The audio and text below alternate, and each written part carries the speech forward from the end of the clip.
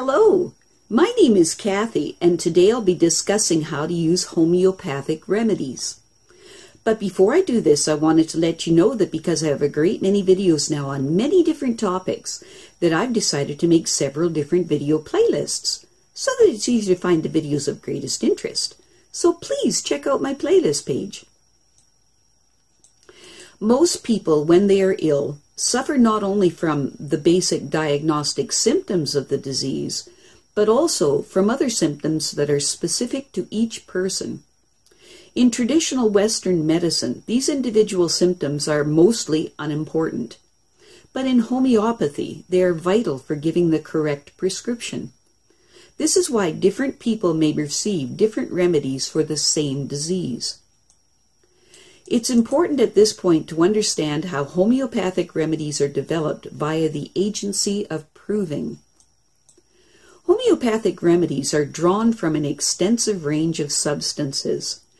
Before use, each substance is tested on healthy people in clinical trials.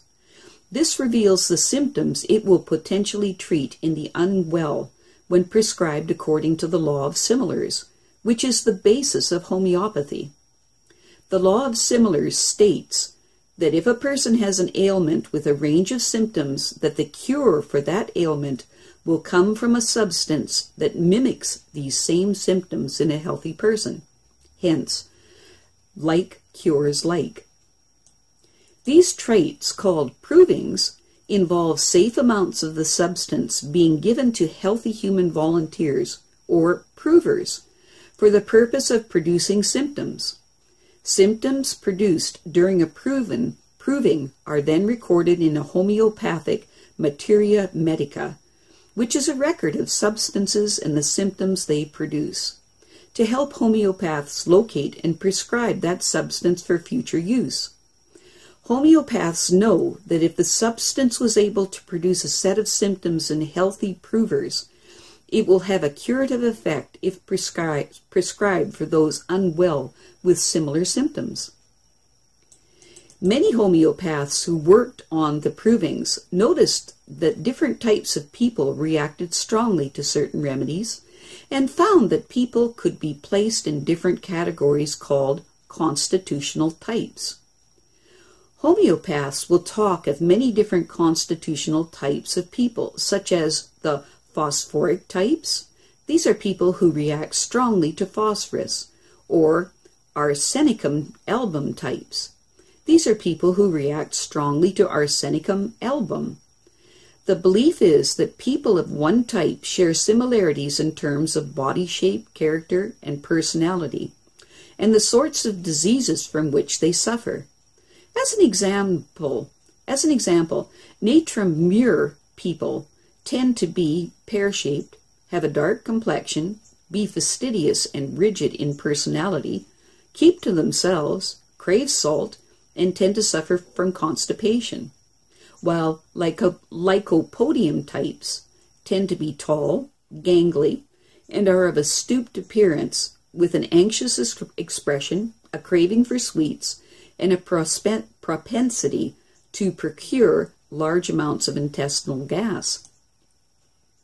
Of course, using constitutional types can have their limitations because in reality, each person is an individual, and so there are as many constitutional types as there are human beings on the planet. And so on account must be taken of the sum total of the person's inherited predispositions, past illnesses, diet, general reactions to the environment, intellectual and emotional features, and general attitudes towards life. This is what is meant by constitutional treatment.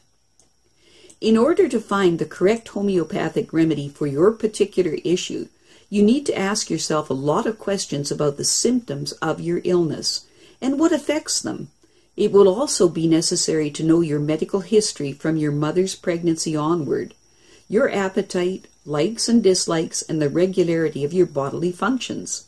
Some of these questions will revolve around finding out which constitutional group you fit into.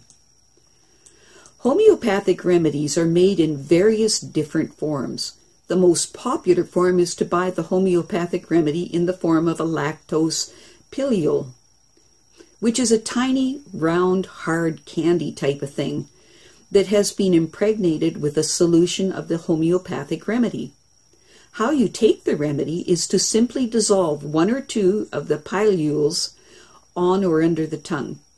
For babies and small children, you can also get the homeopathic remedies in the form of a soft granule that is made out of lactose and the homeopathic remedy. These dissolve more quickly on the tongue or under the tongue. Homeopathic remedies are also sold in a solution form in small glass vials. If you're allergic to lactose, you can use 1 or 2 drops of these homeopathic solutions placed directly on your tongue, making sure that the dropper does not touch anything but the bottle itself. Some remedies are available in ointment form for topical applications only, and some homeopathic remedies are available as a mother tincture for mixing with water to make lotions for bathing, gargling, and so forth. Generally speaking, 10 drops of the mother tincture is put into a half pint of distilled water when using this form of a homeopathic remedy. Homeopathic remedies are best taken between meals, at least half an hour or at least half an hour after eating, and should be dissolved or dropped onto a clean tongue. They should not be taken when your mouth tastes of toothpaste, tobacco, strongly flavored sweets, spicy foods, and things of this nature. If you find that you have to take a remedy in an emergency situation, make sure the mouth is thoroughly rinsed out before you give yourself the remedy. Generally speaking, for both adults and children, a dose is 1 pilule, or 1 drop, or just enough granules to cover the area of the small fingernail. In chronic conditions, 6C potency is usually the most appropriate potency, but in emergencies or in acute conditions, 30C potency may be more appropriate. In acute conditions, doses should be taken every 1/2 to 1 hour to begin with, up to a maximum of 10 doses. But as soon as there is some improvement, the interval between doses should be cut down to once every 8 or 12 hours, or for 2 or 3 days at most. There is absolutely no point in continuing to take remedies once the symptoms have started to disappear. In chronic conditions, 6C remedies are usually taken 3 times a day for up to 14 days, and 30C remedies are taken every 12 hours for a few days. In chronic conditions, the stronger the mental and emotional symptoms, the higher the potency, while the stronger the physical symptoms, the lower the potency of homeopathic remedies used. Remember, the effectiveness of homeopathic remedies depends on matching the symptom picture to the remedy picture as precisely as you can, and then taking the smallest possible dose for the least possible time. Once the remedy has delivered its message, your vital force will do the rest. Sometimes when taking a homeopathic remedy, you find that your symptoms seem to be getting worse. This is not unusual when taking homeopathic remedies. Aggravation of the symptoms is usually a good sign. It means that a remedy is working for you. If you have simply taken the wrong remedy, it would have no effect on you at all. So if you are experiencing an aggravation of symptoms, this is a very good sign. In acute conditions, discomfort may increase for a few minutes, seldom for longer. In chronic conditions, aggravation may last longer, but very rarely for more than a day or 2.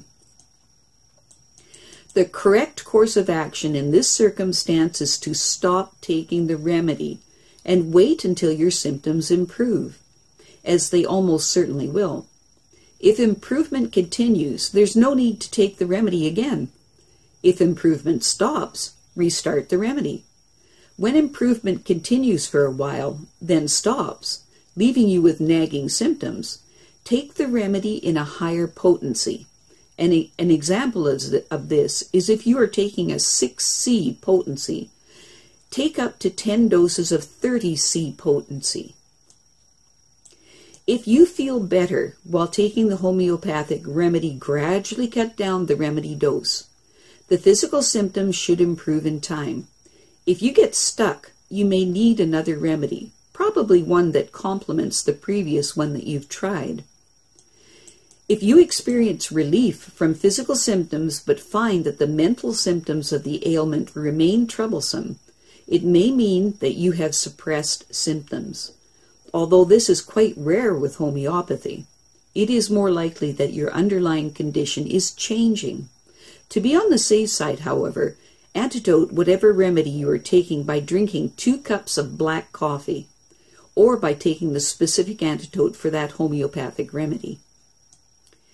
If new symptoms appear while taking a homeopathic remedy, first, stop the remedy. What you might be doing is proving it. The symptoms should quickly disappear. If they do not, you may have the wrong diagnosis or the wrong remedy. If you find that the homeopathic remedy that you have chosen is not doing anything for you, that means that you have chosen the wrong remedy. When taking homeopathic remedies, it's important to understand and remember that they can be antidoted which simply means their effectiveness has been nullified.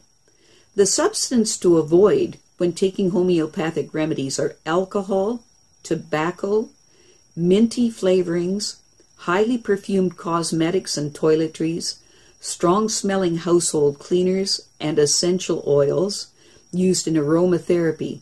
All have the ability to antidote homeopathic remedies and should be avoided completely in acute ailments. If you have a chronic complaint and your symptoms are steadily improving with homeopathic treatment, you could gradually reintroduce some of these items. But if improvement suddenly stops, they will probably be the reason why. Homeopathic remedies should be stored in a cold, dry, dark place, well away from things that smell, taking care to keep the tops of vials and containers well screwed on. It's also important to keep homeopathic remedies away from electronic devices, as this will nullify them. If homeopathic remedies are stored correctly, they will remain potent for up to 100 years. Don't transfer remedies from one container to another. Homeopathic remedies will not interfere with any drugs your doctor has prescribed for you. However, many orthodox drugs, like steroids, major and minor tranquilizers, oral contraceptives, sleeping pills, antihistamines, modify or completely block the effects of homeopathic remedies. If you want to come off orthodox drugs, discuss the matter with your doctor first. It can be confusing for a person to discover the correct homeopathic remedy for their condition. If you are in an emergency situation where swift medical attention is necessary and there's no time to choose between alternative remedies, simply give the homeopathic rescue remedy for the emergency situation that we'll cover in the upcoming, If the person is in emotional shock, give 4 drops of the Bach flower essence rescue remedy as well. In acute cases that are not emergencies and any other cases, you should have time to choose an appropriate homeopathic remedy. The procedure to follow to find the correct homeopathic remedy for your ailment is as follows. 1. On a piece of paper, write down the most notable symptoms. These can be physical. Some examples of this could be swellings, redness, pain, and so forth. For mental issues, some examples of this could be anxiety, irritability, grief, and so forth. Also include on your list food items, food-related symptoms such as a dislike for milk, a craving for fatty foods, things of this nature. Also include environmentally related symptoms such as sensitivity to noise, symptoms that come on after getting wet, and so forth. But they must be symptoms that are unusual, out of the ordinary for you or for the person you want to treat. 2. Research to find the most appropriate remedies for the symptoms and begin taking the remedy as prescribed. I'll be covering this in great detail in upcoming videos. Please note that in the upcoming videos that the potencies given are only a guide.